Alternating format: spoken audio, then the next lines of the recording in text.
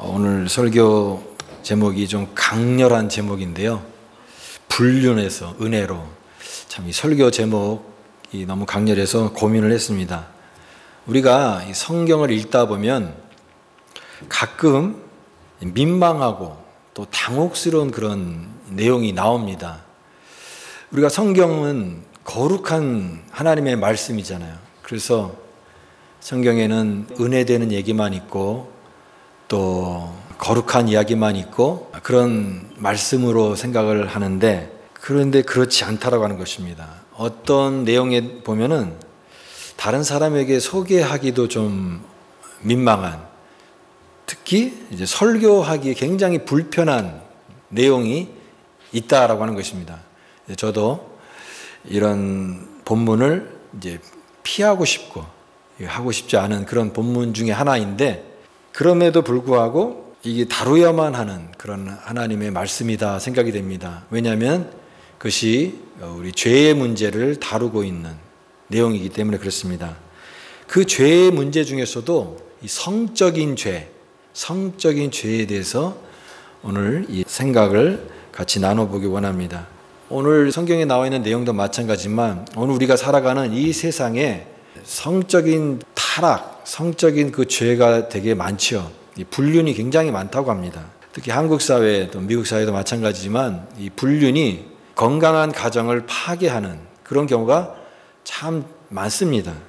이혼 전문가, 그런 불륜을 통해서 이혼하게 된 그 가정들을 상담하고 또 법률적으로 도와주는 이혼 전문 변호사의 이야기를 들어보니까 이런 불륜이 우리 사회에 굉장히 많이 일어나는 이 불륜이 제일 많이 일어나는 곳이 어디인가, 그가 이제 얘기를 하는데, 우리가 잘 아는 대로 이제 동호회 모임, 등산을 한다거나 테니스를 친다거나 또 어떤 그런 자기 좋아하는 어떤 취미 생활을 할 때 그런 모임 활동을 통해서 이 불륜 관계가 굉장히 많이 일어난다고 하는 것입니다. 또 동창 모임이 또 불륜의 장소라고 합니다. 초등학교 때나 뭐 중학교 동창들을 만나는데, 이제 뭐 동창을 만나는 건 그건 좋은 일인데, 그 동창 관계를 하다 보니까 거기서 또 이런 불륜의 관계가 또 맺어지는 그런 경우가 굉장히 많다고 합니다. 당연히 회사도 많이 일어나요. 회사가 불륜이 많은 그 장소 중에 가장 대표적인 곳이 회사인데, 좀 표현이 죄송하지만 회사 안에 있는 불륜은 회사 안에 있는 바퀴벌레보다 많다, 이런 얘기가 있습니다. 이 바퀴벌레가 회사에 뭐 얼마나 많이 사는지는 모르겠지만 이 발견되면은 한 마리가 있는 게 아니라 여러 마리가 있잖아요. 숨어 있어서 안 보일 뿐이지. 마찬가지로 회사 안에서도 잘 드러나진 않지만 이 불륜 관계로 회사 안에 굉장히 많이 이렇게 있다고 합니다. 최근에 한국 사회에서는 또 2, 3년 안에 가장 불륜이 가장 잘 발생하는 것이 어디냐면 그 오픈 채팅. 우리 다 스마트폰 갖고 있으니까 우리 뭐 카카오톡 하고 그러잖아요.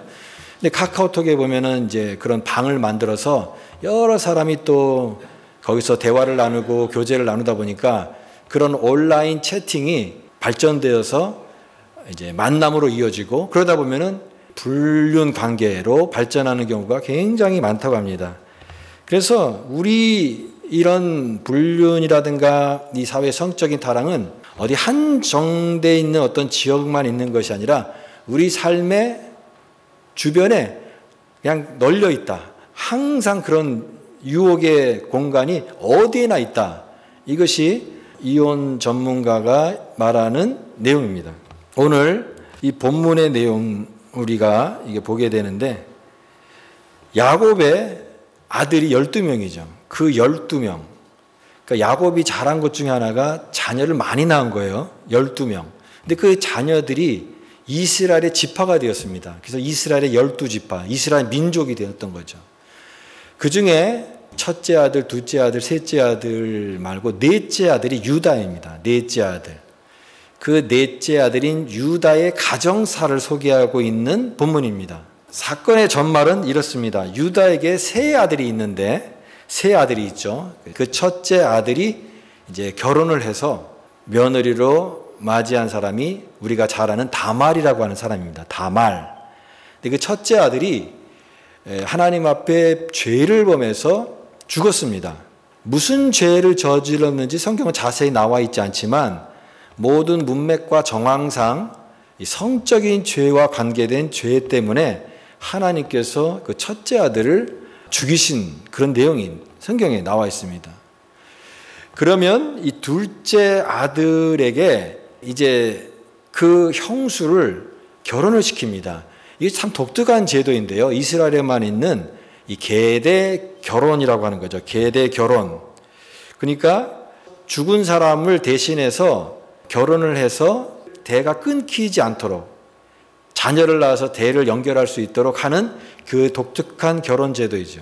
오늘날로 따지면 말도 안 되는 제도이지만 그 당시에는 이런 결혼 제도가 항상 있었던 것이고 그걸 따랐던 것입니다. 보편적이고.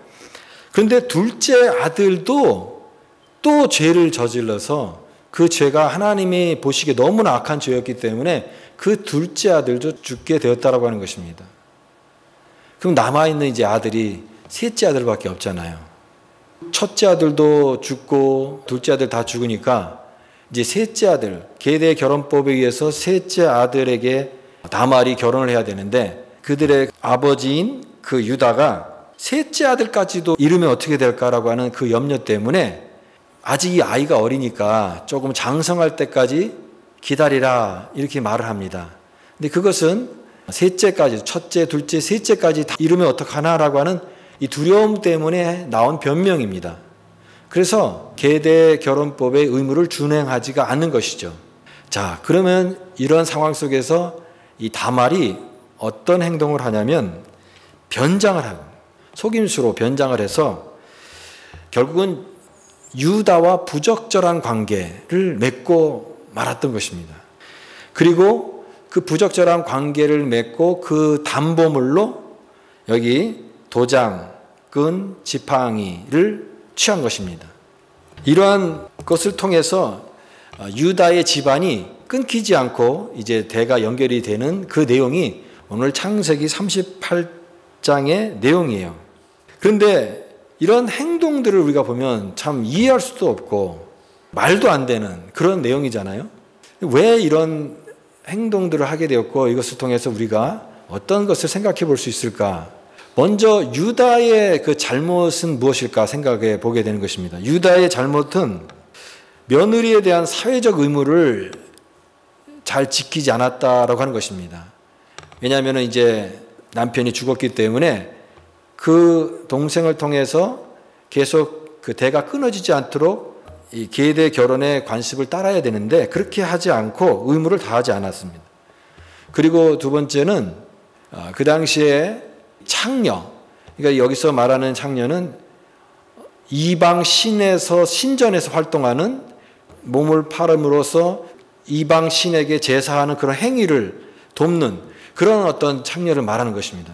그 창녀와 관계를 했다라고 하는 거예요. 결국 그것은 이제 성적 매매를 했다라고 하는 거죠. 성매매를 했다라고 하는 것입니다. 유다가 어떤 사람입니까? 하나님의 언약 백성이잖아요. 야곱을 통해서 12아들, 그 12아들이 이스라엘 지파가 되고 하나님의 구원의 약속이 아브라함을 통해서 계속 연결되는 그 믿음의 가정이고 구원받은 하나님의 백성의 가정인데 그 가정 안에서 있는 그 유다가 이렇게 도덕적으로 또 윤리적으로 너무나 한심하고 부끄러운 그런 수준으로 떨어지고 마는 이 모습을 보여줬다라고 하는 것. 성매매가 얼마나 부끄러운 일이겠습니까? 돈을 주고 성을 사는 것.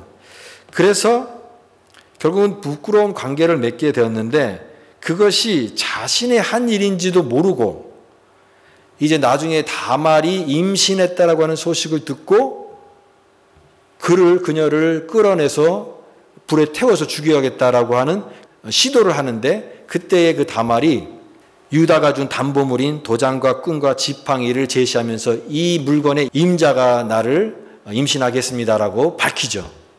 그때 이제 유다는 충격을 받고 그 당사자가 자신임을 깨닫고 회개하는 그런 내용인 것입니다.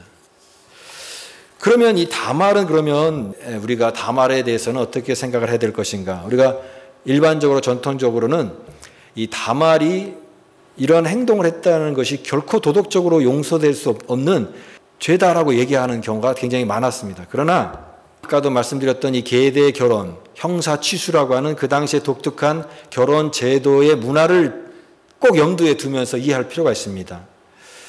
즉 계대 결혼이라는 것은 죽은 자를 위한 후손을 잇기 위한 것이었고, 또 경제적으로 가난한 과부라든가 이런 사람들을 구제하기 위해서 친족의 토지를 삼으로써 기업 물을 자가 되는 그런 제도를 말하는 것이죠. 우리가 룻기를 보게 되면 그 보아스가 바로 기업 물을 자가 되어서 그 친족의 그 룻의 그 기업 물을 자가 되는 과정을 볼 수가 있는데, 마찬가지로 이렇게 죽은 자의 후손을 잇기 위해서 가난한 또 친족을 위해서 대신 의무를 감당하는 이 독특한 제도, 이 독특한 제도가 이 당시의 배경이다라고 하는 것입니다. 그리고 이 다말은 이것이 하나님의 말씀이고, 또 그리고 내가 이것의 언약 백성의 어떤 그런 중요한 것이라는 것을 깨닫고 이것을 지키려고 노력했다라고 하는 것입니다.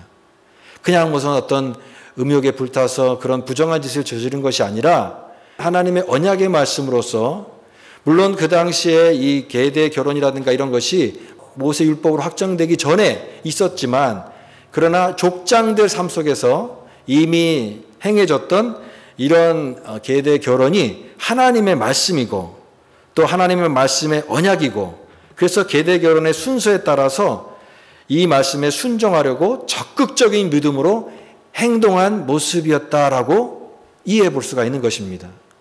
단순히 그냥 이 다말이 부도덕한 여인, 아주 방탕한 여인, 그런 관점이 아니라 참 유다 가문에서 그 생명과 권리를 보호할 수 있는 이 기업 물을 자가 유다밖에 없기 때문에, 다음 차례가 유다이기 때문에 그녀는 그렇게 행동할 수밖에 없었다라고 하는 것을 이해한다고 하는 것입니다.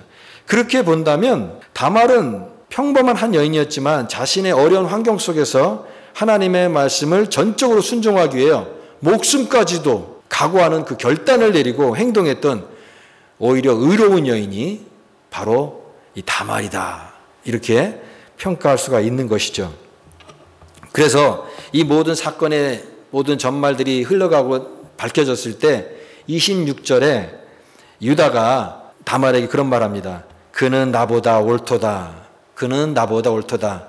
그녀를 용서하게 되는데, 이 말 속에는 다말의 그런 용서뿐만이 아니라 자기 자신의 어떤 부족함, 자신의 어떤 죄성, 이 잘못과 부족함에 대해서 자책하는 그런 의미가 담겨 있는 말인 것이죠. 어쨌든 이 모든 일이 자신의 잘못으로 인해 발생한 물이기 때문에 다말을 용서하게 되고, 또 그럼으로써 이제 그 가문에 계속 기업 물을 자가 되어서 이제 자손이 탄생하게 되는 그런 내용이 오늘 창세기 38장의 내용인데, 근데 우리는 과연 왜 성경의 이야기 속에 왜 이런 이야기가 있을까라고 하는 것을 생각해 볼 수가 있습니다. 과연 이 사건을 통해서 하나님은 우리에게 무엇을 가르쳐 주려고 하는 것인가? 성경의 말씀이 그냥 어떤 그런 이야기를 소개하고 뭐 흥미로운 이야기를 소개하는 것이 아니라 이 모든 내용들이 하나님의 구원의 역사를 보여주는 것이고 하나님의 은혜의 역사를 보여주시는 것이라고 한다면, 이 사건이 오늘 우리에게 어떤 교훈을 주고 어떤 의미가 있는가? 왜 하나님은 이 성경을 통해서 이러한 많은 논란이 일어날 수 있는 불편한 내용을 이렇게 자세하게 기록하셨을까? 또 믿음의 가정인 야곱에 생긴 이러한 일들이 어떻게 복음의 은혜와 연결될 수 있을까 하는 그런 생각을 갖게 되면서 오늘 본문 말씀을 묵상하게 되는 것입니다. 근데 오늘 우리가 이 유다의 모습을 생각해 보면서 우리가 하나 깨달을 게 뭐냐면 인간의 죄성입니다. 인간의 죄성. 의인은 없나니 하나도 없다 말씀하고 있죠. 이 세상에 하나님 보실 때 저 의로운 사람이다, 저 사람은 완벽한 사람이다, 참 하나님 보시기에 의로운 그런 인간이 한 사람도 없다라고 하는 것입니다. 의인은 없나니 하나도 없다. 성경은 인간의 죄의 모습을 감추거나 그러지 않고 그냥 있는 그대로 다 드러냅니다. 여러분, 성경은 위인전이 아니에요. 무슨 영웅의 이야기가 아니고 그럴듯한 뭐 성공 이야기를 담아놓은 것이 성경 말씀이 아닙니다. 성경은 이 세상의 죄에 대한 그 하나님의 구원의 역사를 기록한 것이 하나님의 말씀인 성경입니다. 성경을 통해서 죄로 죽을 수밖에 없는 인간을 하나님이 구원하시기 위해서 어떻게 이 구원의 역사를 이루어 가시는지, 또 우리는 어떤 모습을 통해서 이 구원의 역사에 참여할 수 있는지를 구원의 계시의 역사를 보여주고 있는 것이 하나님의 살아있는 말씀이다라고 하는 것입니다. 종교개혁자인 마틴 루터도 이 창세기 38장을 연구하고 읽으면서 왜 이런 내용이 성경에 기록했을까, 그런 고민에 빠졌다고 합니다. 왜 이런 내용이 참 입에 담기도 부끄러운 그런 내용을 왜 성경에 이런 기록했을까, 그러면서 이 마틴 루터가 곰곰이 생각하면서 인간의 죄에 대해서 더 깊이 묵상하게 되었다고 하는 것입니다. 그러면서 어떤 결론이 나왔냐면, 이 죄가 얼마나 큰지에 대해서 더 생각하는데 그 죄를 이길 수 있는, 그 죄를 덮을 수 있는 하나님의 은혜의 탁월성, 그 은혜가 얼마나 놀라운 것인가를 묵상하게 되면서 이 말씀이 참 하나님의 귀한 은혜의 말씀이구나, 이걸 깨달았다고 하는 거예요. 더 하나님의 은혜를 깊이 깨닫게 되었다라고 얘기합니다. 유다의 모습은 그 당시 가나안 땅에 이 성적으로 타락한 그 문화가 얼마나 횡행했고, 또 그런 성적인 타락의 문화가 선민이라고 하는 유다 가문에까지도 깊이 침투해서 부정적인 영향력을 주고, 그 영향력에 따라서 그들이 그런 문화에 어울려서 동화돼서 살았던 것을 그대로 가감없이 보여주고 있는 그런 사건이 될 수도 있다고 하는 것입니다. 오늘날 우리는 이 창세기 38장에 있는 내용보다도 더 좋은 세상에 살고 있습니까? 더 죄에 오염이 되지 않은 그런 세상에 살고 있습니까? 그렇지 않다라고 하는 것입니다. 오히려 더하면 더했지, 오늘 이 세상에는 이 죄가 그 당시보다도 더 관영한 그런 시대에 살고 있어요. 하나님의 백성이라고 해서 죄의 유혹에서 제외되지 않습니다. 그러니까 유혹의 무풍지대는 없다라고 하는 것이죠. 하나님이 우리는 죄에 하나도 오염되지 않고, 성도들은 죄에 눈에 보지도 않고 듣지도 않고 전혀 깨끗한 온실에서만 그렇게 우리를 지내게 하지 않습니다. 우리가 걸어가면서, 우리가 인터넷을 하면서, 우리가 이 세상 문화를 접하면서 사람들과 어울리면서 날마다 그런 유혹이 얼마나 많습니까? 그냥 그대로 여과되지 않는 그런 이 세상의 모든 것들이 우리의 성도의 거룩함을 지키기 굉장히 어려운 시대 속에 우리가 살고 있다라고 하는 사실이에요. 오늘날 이 사회가 문제가 되고 있는 이 불륜도 예외가 아닌데요. 이런 말이 있어요. 불륜은 과학입니다. 불륜이 과학이라고 하는 말이, 왜냐하면 그런 어떤 사람이 자기 의지를 갖는다 할지라도, 그런 내가 유혹에 빠지지 않고 그런 것에 죄를 짓지 않는다 할지라도 그런 여건과 환경이 딱 조성이 되면 거기에 유혹에 빠질 확률이 굉장히 높다라고 하는 것입니다. 예를 들면 그런 모임에 가요. 무슨 동창 모임에 가서 동창들과 어울리면서 옛날 여학생이었지만 지금은 이제 어른이 된 그런 또 이렇게 어울리고 그러면서 그런 모임에서 내가 노출이 되다 보면은 당연히 그런 유혹에 빠질 수 있게 된다고 하는 거예요. 그래서 이런 조건과 이유가 되면 그 가능성이 굉장히 높아지게 되고 그런 흐름이 점점 만들어지게 된다라고 하는 것입니다. 그러니까 우리는 처음부터, 성도는요, 까마귀 노는 곳에 백노야 가지 마라, 그 말씀이 있잖아요. 우리가 이 거룩한 곳에서 하나님의 백성으로서 살아야 되는데, 이런 세상의 어떤 그런 유혹의 장소, 거기서도 나는 거룩함을 지킬 거야, 그게 되지 않는다라고 하는 것입니다. 그런 장소를 가지 않고 그런 모임에 가지 않는 것이 우리의 거룩함을 지키는 것이지, 그 속에 막 들어가서 같이 어울리면서 나의 거룩성과 하나님의 그 신앙을 지키는 것, 그렇게 되지 않는다라고 하는 것이에요. 성도는 세상과 구별되어야 되는 것이죠. 죄의 유혹을 피하고 거룩한 삶을 추구해야 되는 것입니다. 오늘 이 사건이 일어나기 전에도 유다가 자기 이제 형제들을 떠나서 따로 살았습니다. 따로 산다라고 하는 게 문제죠. 여러분, 믿음의 사람은요, 믿는 사람들과 같이 어울려야 돼요. 믿는 사람들과 점점 거리를 두고 멀어져서 혼자 지내잖아요. 그러면 죄의 유혹에 빠지기 쉽다라고 하는 것입니다. 여러분, 교회는 하나님의 보호하심과 은혜가 있는 곳이에요. 근데 그 교회를 떠나면 하나님의 보호하심을 받을 수가 없습니다. 그래서 점점점 교회를 멀리하고 가게 되면 신앙을 잊어버립니다. 신앙을 떠나고 하나님을 떠나고 예배의 자리에 떠나게 되고, 세상 속에서 그냥 살아가게 되는 것이죠.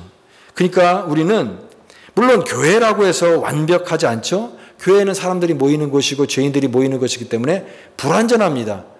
제가 불완전하잖아요. 여러분도 불완전하잖아요. 그러나 불완전하지만 우리 불완전한 우리가 하나님의 은혜로 구원받은 하나님 백성들이 함께 모여서 함께 예배하고 함께 거룩의 은혜를 나누고 그래서 하나님의 보호하심 아래에 있는 것입니다. 그게 교회인 것입니다. 그래서 우리는 교회를 사랑하고 교회를 위해서 기도하고 주의 일에 마음을 다하는 성도가 되어야 됩니다. 교회 중심의 삶, 교회 중심의 삶을 우리가 살아가게 되면 하나님께서 우리의 믿음을 지키시고 구원받은 자녀의 승리하는 삶의 비결이 되는 것입니다. 오늘 유다가 자기의 허물을 그대로 직면하게 됐을 때 그가 했던 행동이 뭐냐면 자기의 죄를 회개한 것입니다. 회개한 것이에요. 그래서 여기서 자기의 죄를 은폐하지 않고 회개했다라고 하는 것이 굉장히 중요한 대목입니다. 여러분 자기 죄가 드러나게 됐을 때 부끄러움 때문에 그걸 감추려고 하잖아요. 다윗이 자기 죄를 감추기 위해서 어떻게 했습니까? 우리아의 아내인 밧세바를 범하고 나서 그것을 발각되지 않도록 우리아를 전쟁의 앞에 내가지고 죽이려고 했잖아요. 살인을 한 것이나 마찬가지죠. 마찬가지로 오늘 유다도 시침이 딱 되고 다말에게 모든 죄를 다 뒤집어 씌워서 다말을 만약에 죄로 몰고 왔다면 다말은 꼼짝없이 죽을 수밖에 없습니다. 왜냐하면 그 당시에 가부장적인 그 권위가 굉장한 시대였기 때문에. 그러나 이 유다가 여기서 자기의 죄를 고백하고 회개했던 것이죠. 그게 참 중요한 것입니다. 유다가 자기의 죄를 고백하고 회개했기 때문에 다말이 살았던 것입니다. 그리고 이제 앞으로 태어날 자녀가 살게 된 것입니다. 그리고 그것 때문에 유다 자신도 살게 된 것입니다. 만약에 유다가 다말을 죽이려고 했다고 한다면 유다 자신도 하나님으로부터 죽임을 받을 수밖에 없을 것입니다. 심판을 받을 수밖에 없어요. 그러나 그가 회개하고 고백했기 때문에 모든 사람이 살게 된 것입니다. 죄는 부끄럽지만 여러분 회개는 부끄러운 것이 아닙니다. 그러므로 여러분 우리가 죄를 짓고 인간은 범죄하는 실존 아니겠습니까? 늘 범죄해요. 죄를 짓습니다. 근데 죄를 짓는 것이 문제가 아니라 회개하지 않는 것이 문제입니다. 그러니까 죄를 지어도 하나님 앞에 진실한 회개를 통해서 나아가야 됩니다. 죄는 부끄럽지만 회개는 부끄럽지 않다. 여러분 그러므로 우리가 진정으로 회개할 때 하나님 우리를 용서하시고 하나님의 은혜로 회복시켜 주시는 줄 믿습니다. 오늘 이 사건을 통해서 우리가 더 중요한 사실을 깨닫는 것은 유다와 다말의 관계를 통해서 이제 태어난 자녀가 있습니다. 여기에 베레스와 세라라고 하죠. 여기에 29절에서 30절 베레스와 세라 이 쌍둥이 두 아이가 태어나는데 절대로 정상적인 출산 과정으로 축복받는 자녀의 출산은 아니죠. 그렇지 않습니까? 그런데 그럼에도 불구하고 놀라운 사실은 하나님이 이 가정을 통해서 언약을 이루는 가문으로 인정해 주셨다라고 하는 것입니다. 우리가 이 마태복음에 보면 예수님의 족보가 나오는데 그 마태복음 1장 4절 말씀에 보면은 유다는 다말에게서 베레스와 세라를 낳고 예수님의 족보에 들어가는 베레스와 세라가 됐습니다. 그 족보를 통해서 누가 태어났습니까? 다윗 왕도 태어나고 또 다윗 왕의 후손으로 예수님도 태어났으니 이들이 예수님의 직계 조상이 되었던 거예요. 직계 조상이 되었습니다. 하나님의 족보에 이런 거룩한 족보에 언급된 이 다말은 여인이 되었고 또 그런 유다와의 불륜의 관계에서 출생한 자녀가 구원의 놀라운 은혜를 이루는 족보에 올라갔으니 우리가 이 사실을 보면서 참 이해할 수 없다. 어떻게 이런 부끄러운 이야기가 아름다운 은혜의 이야기가 될 수 있느냐. 그런데 여기서 우리가 깨달아야 될 것은 은혜가 무엇인가라고 하는 것입니다. 은혜가 무엇인가. 여러분 성경은 이해가 되지 않고 정상적이지 않은 그런 자연스럽지 않은 것들이 있습니다. 예를 들면 우리가 생각할 때 성경의 장자권도 그 중에 하나이죠. 장자에게 하나님께서 축복하시고 장자의 권리가 있는데 예를 들면 그 장자가 항상 하나님의 뜻에 의해서 바뀝니다. 우리가 잘 아는 야곱과 에서, 에서도 형이잖아요. 근데 형이 장자권을 받는 게 아니라 야곱에게 장자권이 가죠. 또 요셉의 자녀인 에브라임과 므낫세가 있습니다. 근데 그 에브라임과 므낫세가 장자입니다. 근데 하나님의 축복은 장자인 므낫세가 아니라 차자인 에브라임에게 하나님의 그 장자의 축복이 흘러갑니다. 또 다윗왕이 그 이세의 맏아들이 아니었어요. 막내였습니다. 8 아들 중에 있었지만 그러나 하나님의 장자인 막내인 다윗을 통해서 흘러갔고 또 이스라엘의 왕이 되었고 하나님의 구원의 역사를 이루는 다윗왕의 역사가 된 것입니다. 이처럼 우리가 이해할 수 없는 인간의 이성으로 또 우리의 판단으로 이해할 수 없는 일들이 너무나 많다라고 하는 거예요. 그런데 여러분, 은혜라는 것은요, 그런 것입니다. 내가 당연히 받아야 될 어떤 조건과 자격 때문에 받는 것은 은혜가 아니라 대가라고 하는 거예요. 내가 이런 자격이 되기 때문에, 나는 이런 어떤 조건이 되기 때문에. 여러분, 내가 자격과 조건으로 구원받습니까? 그렇지 않습니다. 우리는 하나님의 은혜로 구원받습니다. 그렇기 때문에 유다와 다말의 사건은 이게 하나님의 은혜로 아니면 설명할 수가 없다라고 하는 것입니다. 그리고 이것은 단순한 불륜 사건이 아니라 그렇게 본다고 한다면 이거는 십자가의 사건을 얘기합니다. 그리고 이 십자가의 사건을 통하여서 예수님께서 우리의 구속자가 되어주셔서 그럼에도 불구하고 이와 같은 다말과 또 유다의 죄인됨에도 불구하고 그들이 하나님 앞에 받아들여 줄 수 있다고 하는 것을 보여주고 또 우리가 하나님의 구원받은 자녀가 된 것은 다른 사람보다 더 경건하거나 더 선해서가 결코 아니라 하나님의 은혜이고 변함없는 하나님의 선택과 인도하심 때문이다라고 하는 것입니다. 우리가 하나님 앞에 구원받은 것, 내가 그래도 좀 착하게 살았기 때문에, 내가 그래도 교회 열심히 다니고 믿음 생활 잘했기 때문에 어떤 우리의 자격과 조건입니까? 그렇지 않습니다. 우리는 자격 조건이 안 돼요. 죄인이에요. 그러나 그럼에도 불구하고 우리가 하나님 앞에 받아들여졌다라고 하는 것, 전적인 하나님의 은혜라고 하는 것입니다. 우리가 사회적으로 큰 죄인이나 부끄러운 죄를 저지른 것이 없다 할지라도 우리가 늘 죄에 넘어지기 쉬운 존재라는 것을 고백할 수 있기를 바랍니다. 나도 뭐 완벽한 존재가 아니기 때문에 나도 얼마든지 유혹에 넘어질 수 있는 그런 존재다. 죄를 질 수 있는 존재예요. 실수할 수 있는 존재예요. 그러나 그럼에도 불구하고 하나님의 구원의 역사로 우리를 붙들어 주신다라고 하는 것을 가만히 생각해 보면은 이 하나님의 놀라운 은혜라고 우리가 믿는 것입니다. 그래서 은혜는요, 기적입니다. 기적이에요. 하나님의 은혜가 당연한 것이 아니라 우리가 오늘 아침에 찬양했던 것처럼 당연한 것 아니라 은혜였어. 지나온 삶을 돌이켜보니까 내가 이렇게까지 왔던 것은 하나님의 백성이 되어서 내가 오늘 예배하고 찬양하고 하는 것은 당연하게 된 것이 아니라 하나님의 은혜였구나. 우리의 부족에도 불구하고 하나님 실패하지 않으시고 하나님 포기하지 않으시고 하나님 끝까지 우리를 붙들어 주시는 하나님의 은혜였다라고 하는 것입니다. 그러므로 여러분, 오늘 다말과 유다 이야기는 그냥 단순히 성적인 어떤 그런 불륜, 성적인 범죄를 얘기하려고 오늘 기록한 것이 아니라 이 사건을 통하여 하나님의 은혜가 얼마나 압도하게 우리의 그 부족에도 불구하고 하나님의 그 구원의 역사로 이뤄 가시는지를 보여주고 있는, 그래서 이것을 예수 그리스도까지 연결시키는 구원의 위대한 은혜를 우리에게 보여주기 위해서 창세기 38장에 이 사건이 여기에 기록된 것입니다. 오늘 우리가 그러므로 오늘 결론을 맺는다고 한다면 우리가 깨달을 것은 무엇입니까? 하나님의 은혜입니다. 여러분, 무엇을 붙잡고 신앙생활 하시나요? 하나님의 은혜를 붙잡으시기 바랍니다. 하나님의 은혜를 붙잡아야 돼요. 여러분, 지금까지 하나님의 은혜로 여기까지 왔잖아요. 그럼 이만큼이면 된다. 아닙니다. 은혜를 입은 자는요, 은혜를 깊이 정말 깨닫는 자는요, 은혜에 대한 목마름을 가지고 있어요. 더 많은 걸 추구해요. 이만하면 됐다. 이게 아니에요. 하나님의 은혜를 더 사모하는 거예요.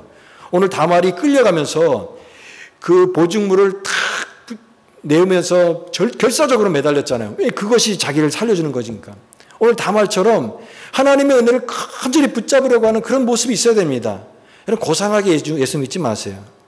고상하게, 점잖게, 뜨뜻미지근하게, 차든지 덥든지 하라고 했는데 뜨뜻미지근하게, 그냥 맹숭맹숭하게 그렇게 하나님을 믿는 것이 우리가 은혜 받은 백성의 모습이 아니다라고 하는 거예요.